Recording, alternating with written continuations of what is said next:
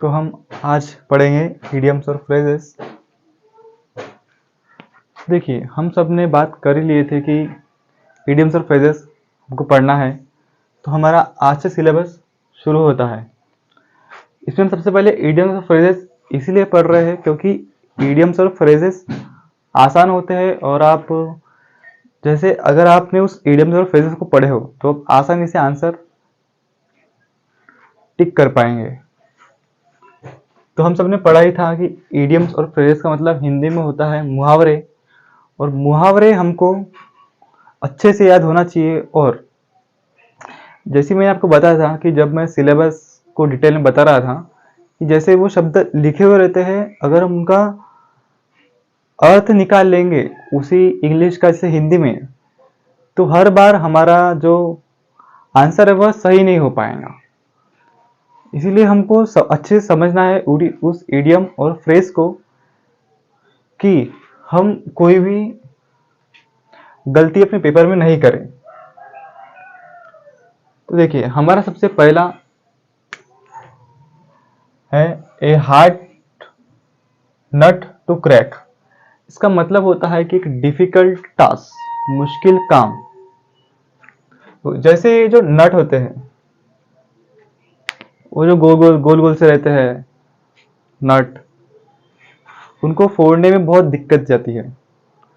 तो उसी से यह जो इडियम है यह आया है कि ऐसा कोई भी काम जो बहुत मुश्किल हो और जिसको करना बेहद चुनौती भरा काम हो, उसी को बोलते हैं a hard nut to crack. Difficult task मतलब मुश्किल काम।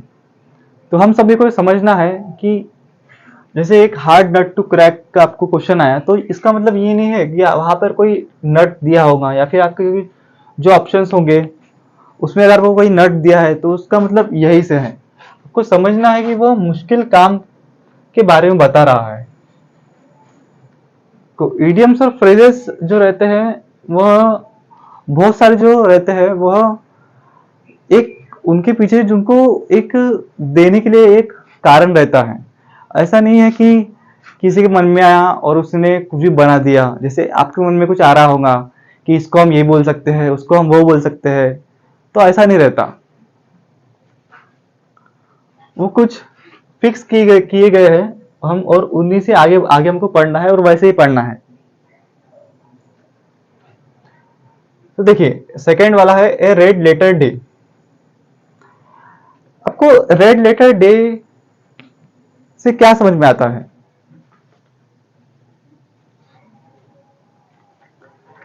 तो जो रेड लेटर डे है, आप सबका कैलेंडर होगा, तो उसमें देखेंगे आपकी कुछ जो तारीख रहती है वह रेड इसमें लिखी रहती है और कुछ जो रहती है वो काली इसमें लिखी रहती है। तो बच्चे हमेशा अक्सर आप देखना आप कि जो लाल वाले अक्षर रहते हैं वो ज्यादातर दिखते हैं। मैं भी जब बचपन में था तब मैं पूरा कैलेंडर छान मारता था, जैसे जनवरी आती थी, और फिर सभी बच्चे अपने स्कूल वाले दिनों में ये सब काम करते हैं।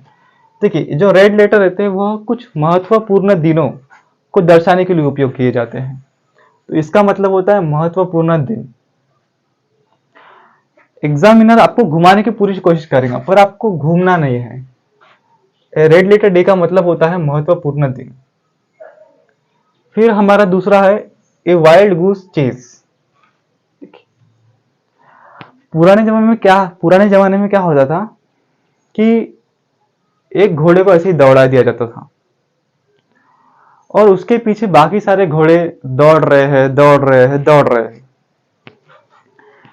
जैसे आज भी हम देखते हैं कि बहुत सारे जैसे जो एक दोस्त लोगों का झुंड है, उसमें से अगर कोई एक बंदे ने साइंस ले लिया तो बहुत सारे बच्चे क्या करते हैं, साइंस ले लेते हैं।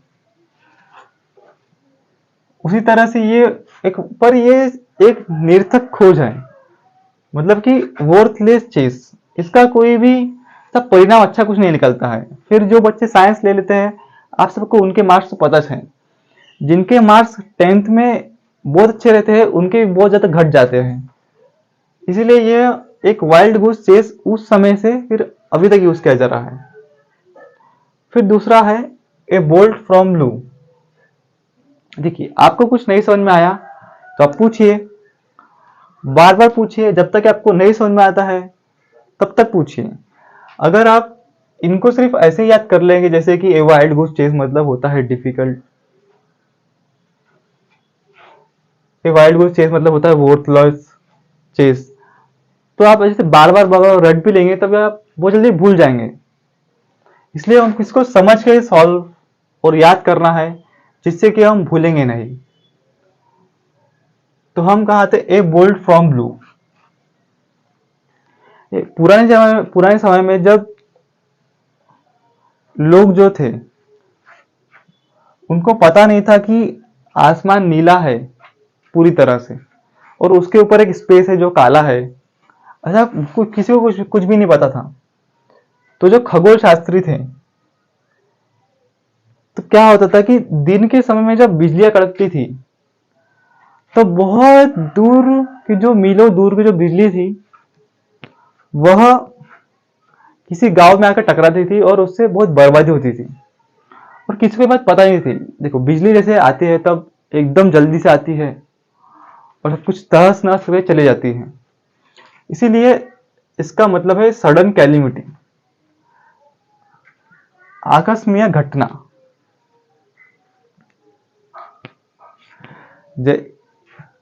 जैसे कि कोई आपकी जिंदगी में आया, एकदम जल्दी आया, एकदम जल्दी चले भी गया, पर उसका प्रभाव इतना रहा कि आपका पूरा जीवन बर्बाद हो गया। तो आप उसको बोल सकते हैं ए बोल्ट फ्रॉम ब्लू।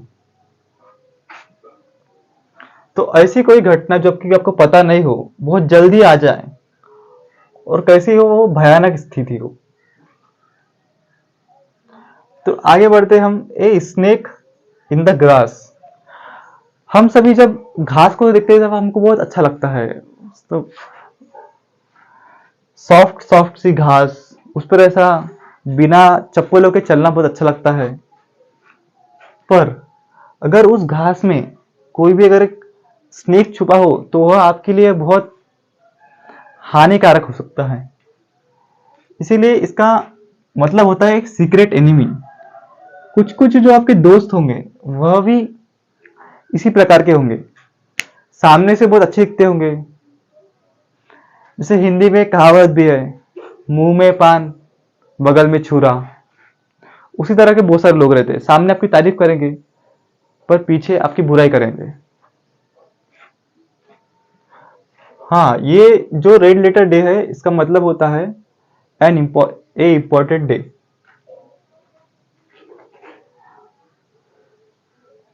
तो आगे बढ़ते हैं, एट द 11th आवर।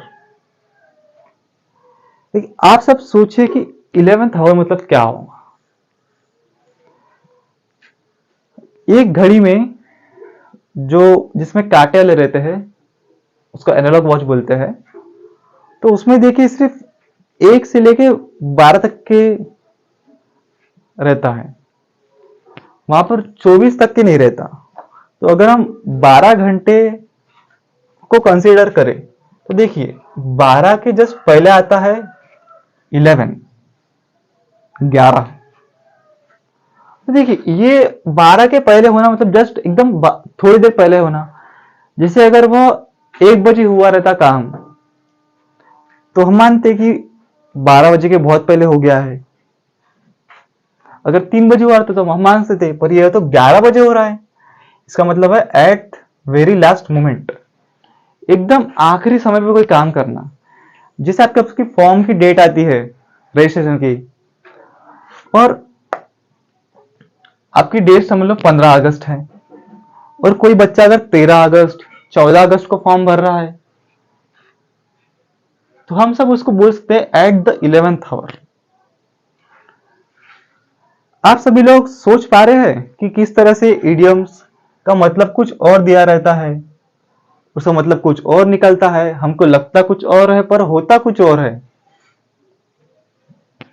इसी तरह से जो आपको एग्जामिनर है वह घुमाने की पूरी तरह कोशिश करता है, और जो बच्चे रट के जाते हैं वह कुछ दिन तक याद रख पाते हैं पर कुछ देर बाद भूल जाते हैं। फिर जैसे अगर क्वेश्चन आया कि 11th आवर, तो बच्चा सोच रहा है 11th आवर मतलब 11 घंटे, और अगर वहां पे ऑप्शन ऐसा रहा, ऐसा कोई काम जो 11 बजे करना होगा तो बच्चा उसको टिक कर लेगा, 11 बजे 11th होल भी लिखा है। इसी तरह से हमको उसके पीछे के मतलब को समझना है, जिससे कि हम एक सही उत्तर लगा पाए। If a fish out of water, आप सभी लोग आंख बंद कीजिए और कल्पना कीजिए कि अगर आप एक मछली को पानी के बाहर निकालेंगे तो उसका क्या होगा। उसी तरह से आप सब लोग इमेजिन कीजिए कि आपको अगर किसी ने पानी के अंदर डाल लिया तो फिर क्या होगा। जिन जिन लोगों को मतलब ऐसा लगता है कि पानी छोटी सी चीज है, वह कभी डूबे नहीं है। अगर कोई इंसान एक बार डूब जाता है थोड़ा बहुत भी, भले स्विमिंग पूल में ही, तो फिर उससे पूछिए कि डूबने का डर क्या होता है। उसी तरह से अगर कोई मछली को हम बाहर निकाल लेंगे तो वो बहुत फड़फड़ाएंगी।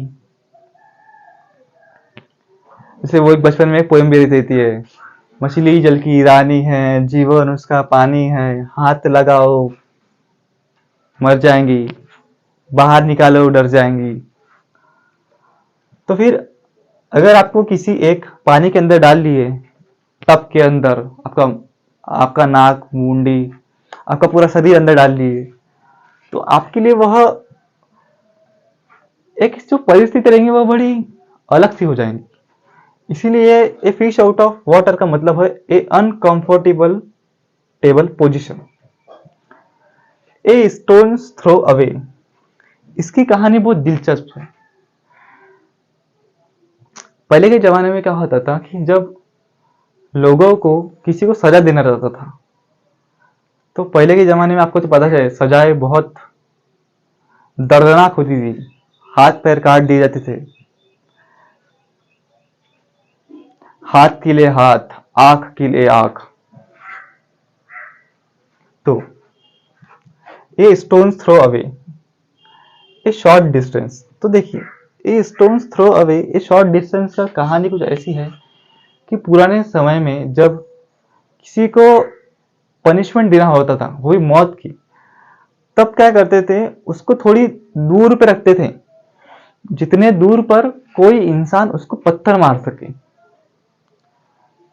तो उस थोड़ी दूर पे, जैसे अगर एकदम पास रखते तो बेचारा जल्दी ही मर जाता, फिर लोगों को मजा नहीं आता, इसलिए वो थोड़ी दूर पे रखते थे। जिससे क्या होता है कि वह इंसान को पत्थर मार मार के लोग मजा लेते थे।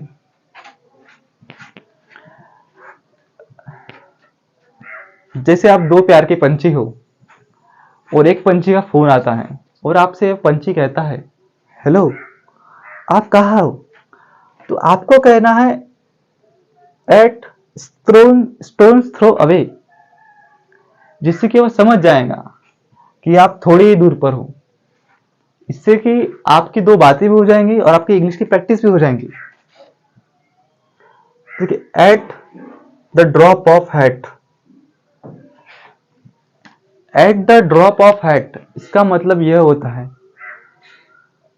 कि बिना किसी हिचकिचाहट के अपना काम शुरू कर देना। जैसे आप बहुत थके हुए हो, आप किसी घर पे गए और आप उनने आपसे पूछा चाय चाहिए, तो आप बोलेंगे यस मैम, हाँ चाय चाहिए चाय चाहिए चाय चाहिए, पानी चाहिए हाँ पानी चाहिए, नाश्ता करोगे हाँ करेंगे। देखिए eight the drop of hat, यह ऐसा कहां से आया कि जब पहले वो जो गन रहती है अभी, जिसको चलाने के बाद में रनर लोग भागते हैं, तब वो नहीं हुआ करती थी। तब क्या करते थे कि एक टोपी को नीचे गिराते थे बिना कुछ सोचे समझे, फिर जैसे वो टोपी नीचे गिरती थी वैसे ही जो दौड़ने वाले व्यक्ति थे वो अपना काम दौड़ना शुरू कर देते थे। तो उसी से आया कि at the drop of hat. तो देखिए ये eight the drop of hat लिखा कुछ और है पर उसका मतलब कुछ और हो रहा है। तो इसी तरह से हमको सबको समझना है कि लिखा कुछ और रहता है पर उसका मतलब कुछ और रहता है, और कुछ कुछ जो रहते हैं वह सीधे सीधे उनका मतलब वही निकलता है। पर एग्जामिनर क्या करता है कि अपने को लगता सीधा है पर वह सीधा होता नहीं है। और ये पे बच्चे फंस जाते हैं। ए ब्लेसिंग इन ए डिसग्यूज। आप सब लोग सोचिए कि आपको 2022 में पेपर देना है एमटीएस का, सीजीएल का, पर आपकी तबीयत खराब हो गई और अब आप सोच रहे हैं कि मेरे साथ ऐसा क्यों हुआ, मेरी इसमें क्या गलती थी। अब तब अपन को तब बहुत दुख हो रहा है। पर देखिए, आप तब एग्जाम दिए पर आपको कुछ अच्छा नहीं हुआ, फिर आपने अगले साल एग्जाम दिए और अगले साल क्या हुआ, आपका सीधा रैंक आ गया अच्छी पोस्ट पर, आप इनकम टैक्स ऑफिसर बन गए और फिर जीएसटी इंस्पेक्टर बन गए, वो भी अच्छे रैंक के साथ में, 2 डिजिट रैंक, 1 डिजिट रैंक। तो आपके लिए क्या हो जाएगा, एक हिडन फेवर, आपकी फिर तैयारी और अच्छी हुई, जिससे कि आपके जो कॉन्सेप्ट है वो और ज्यादा क्लियर हो गए और आप पेपर एकदम अच्छे तरीके से फोड़ के आ गए। तो ये हिडन फेवर, किसी को कुछ नहीं समझा तो वह पूछिए, और अगर ऑनलाइन वालों को कुछ नहीं समझा जो कि यूट्यूब पे पढ़ रहे होंगे, तो आप सभी लोग कमेंट कर सकते हैं। आपको वीडियो अच्छा लगे तो आप लाइक भी कर सकते हैं और सब्सक्राइब कर लीजिए और घंटी को दबा दीजिए, जिससे कि सबसे पहली वीडियो आप तक पहुंचे। तो हमने इतने पढ़ लिए हैं और हमको इनमें से किसी में भी दिक्कत नहीं आना चाहिए। जैसे अगर आप इनको नोट कर लीजिए, देखिए अभी से कोई किताब खरीदने की जरूरत नहीं है, आप मैं जैसे पढ़ा रहा हूँ उसके मेरे साथ ही पढ़े और आप सभी लोग फिर इडियम्स और फ्रेजेस कभी नहीं भूलेंगे। हाँ, और एक बात, यह जो क्वेश्चन है यह बार बार रिपीट होने वाले क्वेश्चन है, तो अगर आप इनको कर लेंगे तो आप ज्यादातर इडियम्स और फ्रेजेस को सॉल्व कर पाएंगे। देखिए 4-5 दिनों के बाद में जब आप सिर्फ इतना ही पढ़िए, आपको इंग्लिश कुछ भी नहीं आती, आप सिर्फ इतना जो मैं पढ़ा हुआ और 3-4 दिन में आप उनको पढ़िए, उसके बाद में एमटीएस या एसएससी के कोई भी एग्जाम के इडियम्स और फ्रेजेस को सॉल्व कीजिए और फिर तब आप देखिए कि आपको कितने क्वेश्चंस आ रहे हैं या फिर कितने क्वेश्चंस नहीं आ रहे हैं। तभी आपको समझ में आ जाएगा कि कुछ दिन पढ़ने के बाद में आप सब लोग क्वेश्चंस को अटेम्प्ट और सही अटेम्प्ट कर पा रहे होंगे। तो हम, और यह जो बैच है यह हिंदी मीडियम वालों के लिए है, तो इसमें हम एकदम आराम से पढ़ेंगे जिससे कि कोई भी जल्दबाजी नहीं हो। ये सब एक रिवीजन के लिए नहीं है, हम इसको शुरुआत से सीख रहे एकदम। तो हम पूरे इसको और एक बार दोहराते हैं, जिससे कि अगर किसी को कोई कुछ समझ में नहीं आया होगा तो हम उसके शंकाएं दूर कर पाएंगे, और जिनको पूरी तरह समझ में आ गया होगा तो वह और एक बार पढ़ लीजिए, जिससे आपको ज्यादा और ज्यादा दिनों तक याद रहे। A hard nut to crack, a hard nut to crack से हमको समझना है कि जो नट है वह, उसको फोड़ना बहुत कठिन काम है, तुमको कठिन काम के ऊपर ज्यादा ध्यान देना है। ए रेड लेटर डे, जैसे कैलेंडर में लाल दिन होते हैं, वो लाल दिन बहुत महत्वपूर्ण रहते हैं, इसलिए ये महत्वपूर्ण दिन। ए वाइल्ड गूस चेस, एक घोड़े को दौड़ा दिया जाता था और उसके पीछे सब लोग दौड़ रहे, किसी को कुछ पता नहीं है। जैसे कि आजकल के बहुत सारे युवा जो है वह एक के पीछे एक दौड़ रहे हैं, पर इनको कुछ भी नहीं पता कि करना क्या है करके। ए bolt from blue, A bolt from blue मतलब ये जो ब्लू है यह आसमान से लिया गया है। तो ऐसी कोई घटना जो हो एकदम तुरंत हुई हो और जिससे कि बहुत सारा नुकसान भी हुआ हो। आगे आप पढ़े।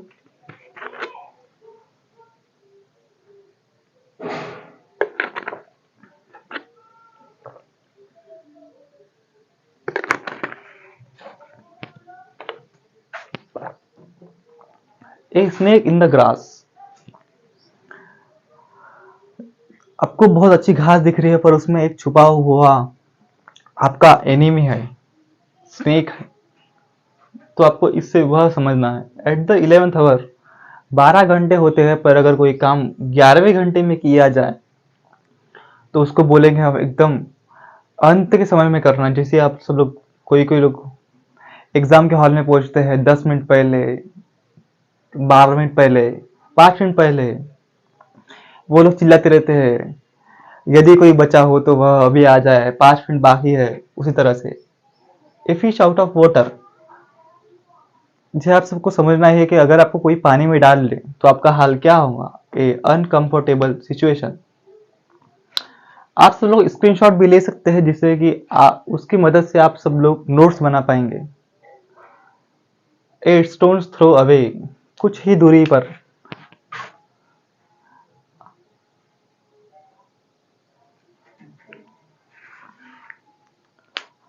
आप सबके प्यारे लोग जब बहुत पास में होते होंगे तब उनको बोलना चाहिए कि at a stones throw away, at the drop of hat, मतलब कि at the drop of hat को विदाउट एनी हेजिटेशन से जोड़ना बहुत मुश्किल होता है।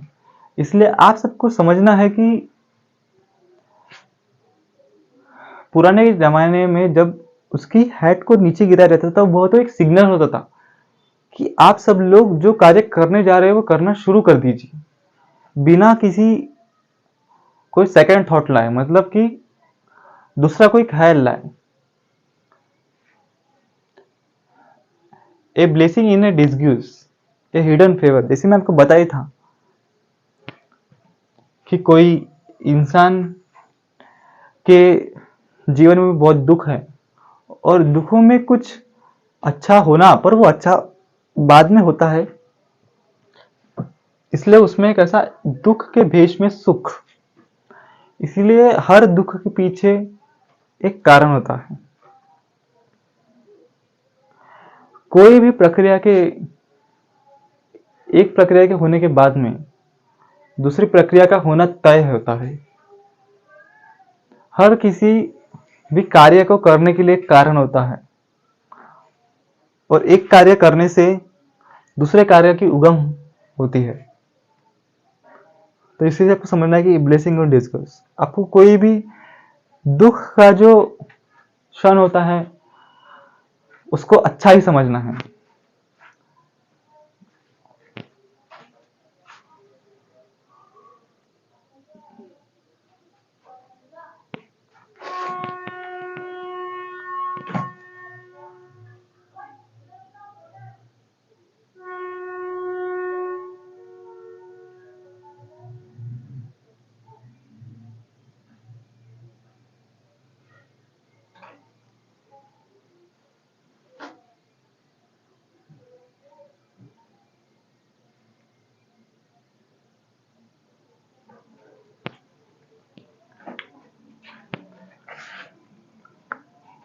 तो हम अपने दूसरे इसमें आ चुके हैं।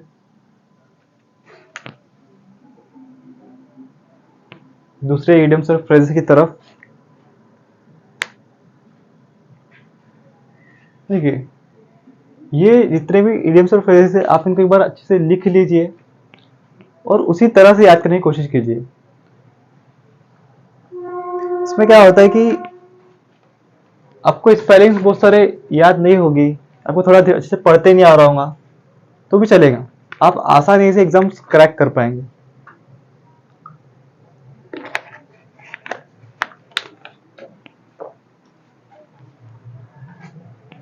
जब आपका सिलेक्शन होगा तब वहां पर पूछा जाएगा कि आपको ये वर्ड अच्छे पढ़ते आता है कि नहीं आता, इसके स्पेलिंग क्या है। लक्ष्य सिर्फ ये है कि क्वेश्चन को बनाना है।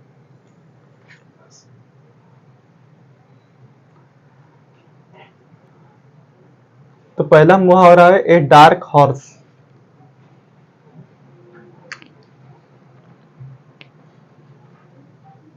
रेस में क्या होता था कि अक्सर बहुत सारे लोग सुंदर सुंदर घोड़े लेके आते थे और जो डार्क हॉर्स होता था बहुत सारे लोगों को उसके बारे में पता नहीं होता था और आखिर में वही जीत जाता था। जैसे कि आप सबको भी एक डार्क हॉर्स बनना पड़ेगा। आपको कोई नहीं जानता होगा पर आपको एक अनएक्सपेक्टेड विनर बन के बाहर आना होगा। अप्रत्याशित विजेता। आपको यही बनना है। इसलिए आप सबको एक डार्क हॉर्स बनना है जिसके बारे में बहुत सारे लोगों को बहुत कम पता होगा और वही विजेता होगा। A piece of cake, a piece of cake को आपको समझना है कि जैसे मैंने आपको एक नट दिया और एक पीस ऑफ केक दे दिया, तो आप बताइए उनमें से कौन सा चीज को खाना आसान होगा। तो आप सब लोग में कहेंगे कि केक को खाना आसान होगा। अब आप ये मत बोलना कि सर मैं केक नहीं खाता, मुझे केक पसंद नहीं आता, मुझे नटी खाना पसंद है। ऐसी तो बात नहीं, एग्जाम्पल्स होते हैं। A piece of cake at one's wits end. कभी कभार जीवन में बहुत ही मुश्किलें आती है और हम सब तब एट वंस विट्स एंड होते हैं।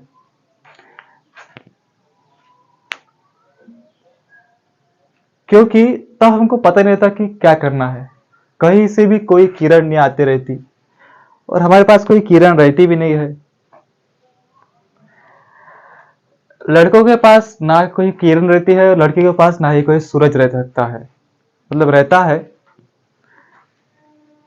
लड़कियों को सूरज जल्दी ही मिल जाता है पर लड़कों को किरण बहुत देर से मिलती है। तो सूरज और किरण की कहानी को हम आगे जारी रखते हैं। और जब हम बहुत एकदम उलझे हुए हो, पता नहीं चल पता नहीं कि क्या करना है, चिंता में एकदम व्यस्त हो गए हैं कि वहां से बाहर आने का कोई रास्ता ही नहीं मिल रहा है, तो फिर ऐसे समय में हमको मतलब इस मुहावरे का मतलब होता है टू बी वेरी पजल्ड। आप सभी लोगों को सुंदर सी कॉपी वाला लेना है, उसमें इन सबको अच्छे से लिख लेना है और उनको समझ के पढ़ना है और कुछ नहीं समझ में आया तो फिर तुरंत ही पूछना है। ए chip off the old block. देखिए आप इस मुहावरे को हिंदी पढ़ के आसानी समझ, जैसा बाप वैसा बेटा। हमारे दादा वगैरह बहुत सारे लोग बोलते भी हो गए कि जैसा बाप था वैसा ही बेटा हो गया, चोर के घर में चोर पैदा हुआ है। से बॉलीवुड ने इसको बहुत प्रमोट किया था, एक चोर का बेटा चोर ही होगा, वह पुलिस में कैसे आ सकता है। देखिए एक बहुत बड़ा घर है, उसका अगर हम छोटा अंश लेते हैं तो वो भी घर समान ही होता है। तो इसी का मतलब जैसा बाप वैसा बेटा, रिसेंबलिंग पेरेंट्स, अपने माता या पिता की तरह दिखना, कोई गुण में या फिर किसी कलर में, तो उसको हम बोलेंगे ए chip off the old block, A bone of contention. A bone of contention, यह वर्ड कहां से आया, आपको क्या लगता है? सोचिए सोचिए और सोचिए। ये यहाँ पर जो बच्चे बैठे हैं यह हिंदी माध्यम से है और इनको सिर्फ जैसे जो चैटिंग करते हैं उनको इतनी इंग्लिश पढ़ते आती है, और हम मुझे ऐसा लगता है कि चैटिंग करना आजकल तो बहुत ही इम्पोर्टेंट काम हो चुका है। शरीर में ताकत हो या मत हो, मोबाइल में चार्जिंग जरूर होना चाहिए, वैसी बात है। देखिए बोन ऑफ कंटेंशन, दो कुत्ते झगड़ा कर रहे हैं, कुत्तों के लिए कुतिया से ज्यादा जरूरी होती है हड्डी, इसलिए वह बोन है वहां से। तो दो कुत्तों के बीच में हमेशा झगड़ा होता है हड्डी के लिए। ये बोन ऑफ कंटेंशन मतलब है कॉज ऑफ डिस्प्यूट, झगड़े की जड़, फसाद की जड़, उसी का हम बोलेंगे a bone of contention. A close shave, देखिए क्या होता था कि जब अच्छे वाले रेजर्स का जन्म नहीं हुआ था, उनको बनाया नहीं गया था, उनका आविष्कार नहीं हुआ था, तब वो रेजर्स बहुत शार्प रहते थे। अगर थोड़ा सा भी कट लग गया तो उसमें से बहुत ज्यादा इंजरी होती थी। नैरो एस्केप फ्रॉम डेंजर, बाल बाल बचना। जो बच्चे हिंदी माध्यम से है और जिनको बचपन में थोड़ी अच्छी हिंदी पढ़ाई गई होंगी, उनको इनके लिए मुहावरे थोड़े जाने बचाने से लग रहे होंगे। इन मुहावरों को, जैसे हम जब बचपन में रहते हैं तब कुछ कुछ मुहावरे कैसे रहते थे कि वो अपने दिमाग पे दम कर देते थे कि इसका ये मतलब होता क्या है, इसका मतलब होता क्या है, बाल बाल बचना मतलब क्या होता है।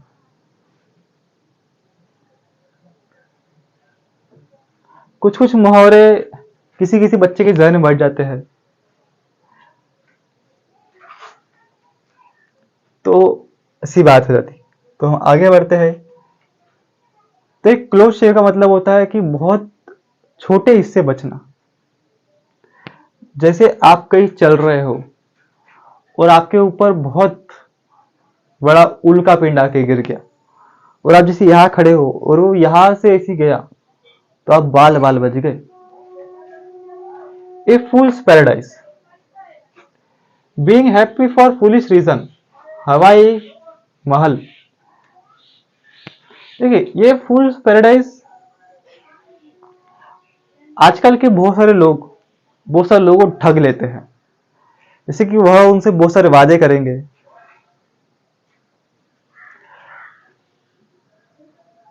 जब कोई लड़का किसी को चॉकलेट भी देता है तो वह उसकी बहुत आगे तक की सोच लेता है, पर लड़की को ऐसा लगता है कि लड़का बहुत अच्छा है करके, पर वो लड़की जो है वो फूल्स पैराडाइज में जीती हुई रहती है। जैसे कि कोई भी चीज रही, अपन उसके लिए बहुत प्रयत्न करते हैं, फिर जब वो चीज मिल जाती है तब वो चीज उतनी अच्छी नहीं लगती। इसलिए हमको कोई भी फूल्स पैराडाइज पे नहीं जीना चाहिए, हमेशा एक रियलिटी में जीना चाहिए। Add insult to injury, make a bad situation even worse. अगर सोचिए कि आपका सीजल में नहीं हुआ, फिर सीजल सीएचएस में भी नहीं हुआ, फिर एमटीएस भी छाछ से चले गया, आपकी एज भी हो गई, पैसे भी नहीं है, आपके प्रेमिका ने भी छोड़ दिया, फिर आप क्या करेंगे? तब आप बिल्कुल एकदम इस स्थिति में, एड इंसल्ट टू इंजुरी। जले पर नमक छिड़कना। आप सभी लोगों को हिंदी से बहुत आसानी से समझ में आ जाए कि जले पर नमक छिड़कना मतलब क्या होता है। हम इस मुहावरे का उपयोग अपने प्रतिदिन में भी बहुत बार करते होंगे, पर आप अब से जले पर नमक छिड़कना की जगह पर आप बोलेंगे add insult to injury. Apple of one's eye. Apple of one eye का मतलब होता है बहुत प्यारा इंसान, अपने को बहुत प्यारा लगना। तो एप्पल देखिए, पुराने जमाने में जब जब बच्चे होते थे तब बहुत ज्यादा सुंदर होते थे, अभी भी सुंदर होते हैं, पर तब के जो सेब होते थे तभी वो भी बहुत सुंदर होते थे। अभी कैसा इनऑर्गेनिक का जमाना है, ऑर्गेनिक सिर्फ नाम का ऑर्गेनिक है, जैसे कि नाम बड़े दर्शन छोटे, उसी की तरह के आजकल आजकल के फल और फ्रूट है। और एक आम आदमी पूरा ऑर्गेनिक अफोर्ड भी नहीं कर पाता, उसके लिए सेब खाना ही बहुत मुश्किल की बात है, तो वह ऑर्गेनिक सेब कैसे खाएगा? तो देखिए, सुंदर सुंदर से बच्चों को वो एक एप्पल से जोड़ा गया, तो उसी से बना Apple of one I, someone very precious. हम आगे दूसरा लिखते हैं इडियम सरफ्रेज। आप सबको समझ आ ही रहा होगा। अगर आपको कुछ नहीं समझ में आता है तो बेझिझक पूछ सकते हैं। इसी मैंने आपको जो भी बताया था कि हैट जब गिरती है तो हैट जब गिरी तब बिना किसी हेजिटेशन के पूछो, वैसे आप पूछिए। आप समझिए कि हर वक्त ही टोपी गिर रही है और आपको जब लगे आप तब पूछे। At snail's pace, do something very slowly. हमने कछुए और खरगोश की कहानी सुनी थी।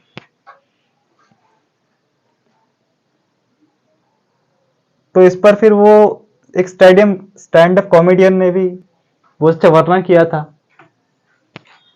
उसने एक नई कहानी बताई थी।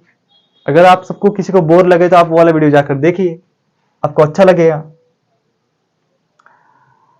तो ऐसा कोई काम जो कि बहुत धीरे धीरे किया जा रहा हो, तो हम उसको बोलते हैं एट स्नेल स्पेस। आप सबके दोस्त या फिर आपके कोई जान पहचान के ऐसे बहुत सारे लोग होंगे जो बहुत एकदम, जिनको हम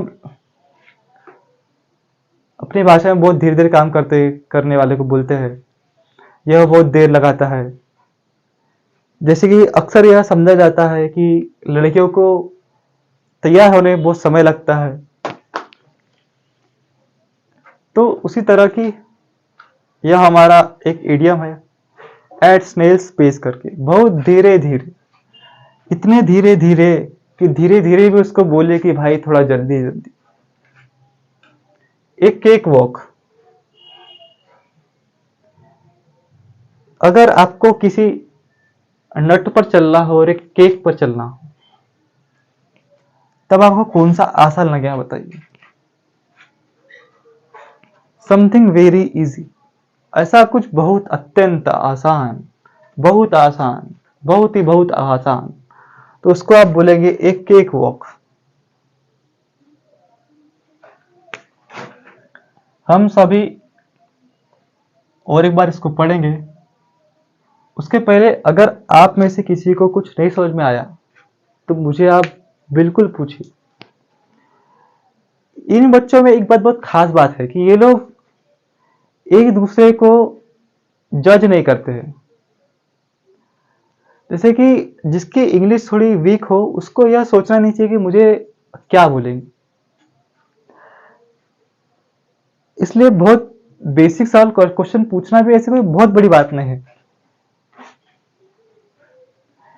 जैसे अगर हम देखें कि पीस मतलब एक टुकड़ा होता है, एंड मतलब खत्म होता है, ब्लॉक मतलब ऐसा एक जो ब्लॉक आप समझ लीजिए, एक चौकोन सा रेक्टेंगल स्क्वायर ब्लॉक समझ लीजिए। क्लोज मतलब पास होता है। फूल्स मतलब कि जैसा कोई थोड़ा विस्मरणीय, थोड़ा रियलिटी से दूर, ऐसा समझ लीजिए। इंजुरी मतलब से आपको कोई इंजुरी हो जाती है, जख्म हो जाता है, उसको बोलते हैं। एप्पल मतलब आपको पता है सेब, आई मतलब आंख, पेस मतलब गति, आपको वेलोसिटी पता ही होंगी, उसका फॉर्मूला ही पता ही होगा। तो हम ऐसे ही पढ़ लेते हैं वेलोसिटी का फॉर्मूला क्या होता है करके। तो देखते हैं कि यहाँ जो बच्चे बैठे हैं उनमें से उनका जीके कितना स्ट्रांग है। हम लिखते हैं वेलोसिटी, लिख यार, क्या लिख लेते हैं, कितना लिख लेते हैं वेलोसिटी। तो बताइए, इन सब में से दो तीन बच्चों को पता है कि इसका फॉर्मूला होता है स्पीड ऑन डिस्टेंस। जिसको नहीं पता वो है लोग रट लीजिए, काम आता है। अक्सर बच्चों को पता ही है क्योंकि ये मैथ्स में बहुत काम आता है फॉर्मूला। तो हम अपने इडियम्स फ्रेजेस को और एक बार रिपीट करते हैं। ए डार्क हॉर्स मतलब कि जिससे उम्मीद नहीं होना वह जीत जाना, जिसके बारे में किसी को कुछ नहीं पता होना। ए पीस ऑफ केक, एक बहुत आसान सा काम। आप सब लोग इसको याद करने की, जो भी अच्छे से समझ लेना है वो सब याद करिए, ऐसा नहीं कि आप रट रहे सिर्फ, ऐसा नहीं करना है। At one's wits end we puzzled, a chip off the old block. A chip off the old block थोड़ा याद रखना थोड़ा मुश्किल है, पर हमको उसको याद ही रखना है कि एक बहुत बड़ा सा ब्लॉक है, उसमें से एक छोटा सा चिप, चिप मतलब होता है छोटा सा एक चिप रहते हैं बहुत सारे मोबाइल में, आप उसके चिप से समझिए। आपका एक मोबाइल बड़ा बहुत बड़ा ब्लॉक है, आपके जो हाथ में है वह बहुत बड़ा मोबाइल ब्लॉक है और आप उसमें छोटा सा चिप है, मदरबोर्ड, उसको एक चिप समझिए। तो जैसा जैसा मोबाइल वैसा उसका चिप, जैसा बाप वैसा बेटा, ए बोन ऑफ कंटेंशन। आपको बोन ऑफ कंटेंशन से कुत्ते कुत्ते याद आना चाहिए, बोन से आपको कुत्ते याद आना चाहिए, आपको समझ में आ जाएगा कि फसाद की जड़। एक क्लोज शेव, जब रेजर्स इतने शार्प और अच्छे नहीं बनते थे तब बहुत ज्यादा खतरा रहता था, तो बाल बाल बचना। ए फूल्स पैराडाइज, हवाई महल में ही जीना, रियलिटी से कोसों दूर। एड इंसल्ट टू इंजुरी, जले पर नमक छिड़कना। एप्पल ऑफ वंस आई, आंखों का तारा। कुछ कुछ बच्चे अपने माँ बाप के लिए आंखों के तारे ही होते हैं। पापा की परी, आजकल बहुत चलन में है। एट स्नेल स्पेस, बहुत धीरे धीरे काम करना। एक केक वॉक, समथिंग बहुत वेरी इजी।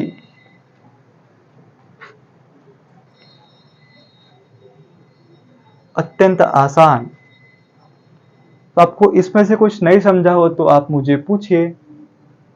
जो बच्चे यहाँ बैठे हैं वो यहीं से पूछिए, और जो दूर बैठे हैं वह वहीं से पूछिए।